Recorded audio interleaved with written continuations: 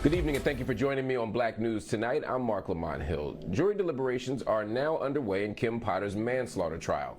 She's charged in the death of Dante Wright.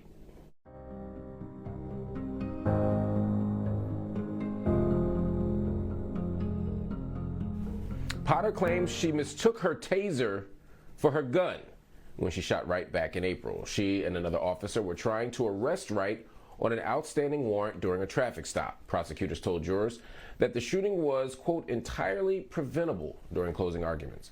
Potter's attorney says she made a mistake and didn't commit a crime. If convicted, state sentencing guidelines call for over 7 years in prison for first-degree manslaughter and 4 years for second-degree. 3 men facing federal hate crime charges for the killing of Ahmaud Arbery appeared in court today.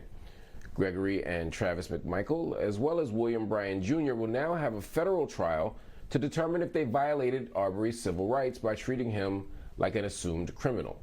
The judge allowed a request for jurors to be called from a wider area in Georgia because of all the publicity surrounding the case. More than 1,000 jury duty notices will be sent out in 43 counties across South Georgia. The men are set to be sentenced on January 7th. The federal trial is scheduled to start on February 7th. Hundreds of students protested outside of a Virginia high school last week as they called for justice for a Muslim student who was harassed and had her hijab pulled off. Last Tuesday, student Ikran Mohammed was working on a project with her friends when a couple of boys began making Islamophobic jokes at the group. As the situation escalated, one of the boys threw Mohammed into a desk and pulled her hijab off. Both Mohammed and the other student were given the same punishment by the school. An investigation is still underway by the City of Fairfax Police Department. An update now on Benton Harbor and the lead water crisis we've been following there for the past few months.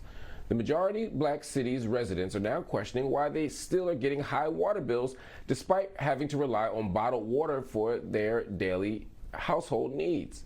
Last week, officials reported a decline in the lead levels plaguing the city's tap water, but not enough to authorize use for drinking, cooking, and bathing. In response, the Water Department, the Water Bill Development, Benton Harbor Mayor Marcus Muhammad said water credits need to be given out until that's lifted. That is justice. Joining me now from Benton Harbor is the Reverend Edward Pinkney. He is the head of the Benton Harbor, of Benton Community Water. He's also the first person who brought this important issue to our viewers' attention when I had him on the show back on October 13th. Reverend, thank you so much for joining me. Welcome back to this show. You're on the ground. What's your take about the official report that there's an actual decline in the lead levels there now? Well, you know, that report is very deceiving. Here's what I'm thinking. They brought in some specialists to do this test. And what they did, they went to houses that they knew had low lead so they could bring the lead level down. Here's how I know that. Even on the last test, the very last test, they went out and got additional samples so they could lower the action level down to 24 rather than 33, which it was at. So I can't trust anything that they do. So it's an important thing to note. So the numbers was at 33 parts per billion. They're now saying it's down to 24 parts per billion. According to government numbers, EPA numbers, you want to be at 15 parts per billion of lead in the water. So even the number that they say they're at is still a little more than 50% more than it should be. But you're saying it's still close to that 100% more than it should be number or of 33%. How would they know who to go to find low levels? You're saying they went and found all the houses with a little bit of lead to lower the average down. How would they know how to do that? Because there's a list that you go, they know exactly who has low lead, no lead in their homes. Because the pipe. But here's what they do.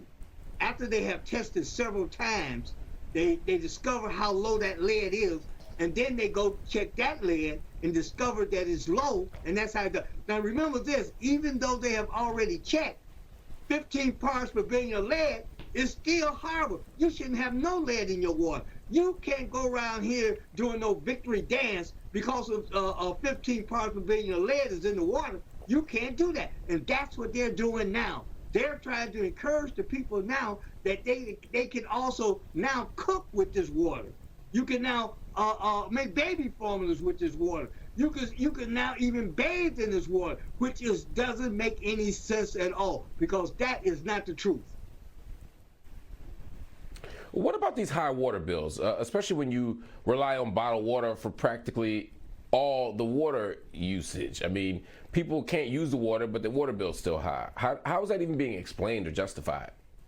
Well, they can't justify it. You should not have to pay a single dime for this water. The water is contaminated. If you had a tour in your suit, the first thing you do, you would take it back to the store if you bought it. So with the water being contaminated, the first thing that you should do is not pay a single dime. But here's what they're doing. They're putting your water bill, if you don't pay it, on your taxes on your house. So now they can take your house away from you because you have not paid your water bill. So it's all kind of trick. It's gentrification right before your very eyes. So you think the goal of this is to just price people out of the neighborhoods, to push people out of Benton Harbor so that a wealthier class of people can come in? Oh, absolutely. That's the plan. The plan is to eliminate the black. We're down to 9,000 residents. 9,000. We were at almost 20,000 at one time. Now we're down to 9,000 residents. It won't be long before we be down to 6,000, 5,000, 4,000, and eventually the hostile takeover of our community. It's coming whether we like it or not. Now, you've had criticisms before of the mayor, Marcus Muhammad. How, at this stage, would you rate Mayor Muhammad's efforts during this crisis, this phase of it anyway? Well, I would give him an F- because everything that's going on today. I'm sorry. Did you say you give him an F-? F-. I would give him an F- because everything that's going on today is because of the Benton Harbor Community Water Council. This is what we put in the petition that we want it done.